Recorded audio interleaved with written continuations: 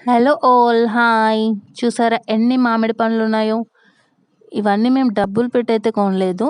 మా హస్బెండ్ వాళ్ళ ఫ్రెండ్ వాళ్ళకి మామిడి తోటలుంటే వాళ్ళు మాకు కొన్ని పంపించారు. ఇవన్నీ వట్టిగా అయితే తినలేము. సో, కొన్ని పూరీ పానకం అనే ఒక రెసిపీ ఉంటది. తెలంగాణ మోస్ట్ ఫేవరెట్ డిష్ అండి అది.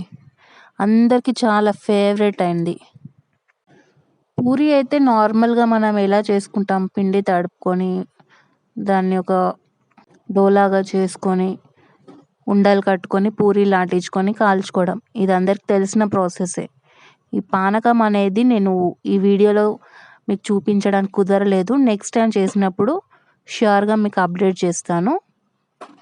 ఈ మామిడి పండు పానకం అనేది జ్యూస్ లాగా కాకుండా థిక్ టెక్స్చర్‌లో ఉంటుందండి.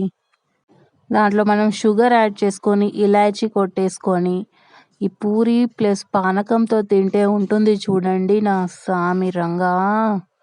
ఎన్ని సార్లు తిన్నా మనకి బోర్ కొట్టదండి. ఈ సమ్మర్ మొత్తం తినాలనిపించే డిష్ అండి ఇది. అండ్ మోరోవర్ మనం ఈ డిష్‌ని సమ్మర్‌లోనే చేసుకుంటాం. మిగతా సీజన్స్‌లో మనకు కుదరదు కదా! ఎందుకంటే మామిడి పండ్లు దొరకవు.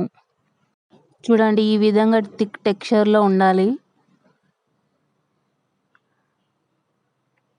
సో, మీరు కూడా ఈ సమ్మర్‌కి ఎన్ని సార్లు వీలైతే అన్ని సార్లు పూరి పానకం చేసుకొని తినండి.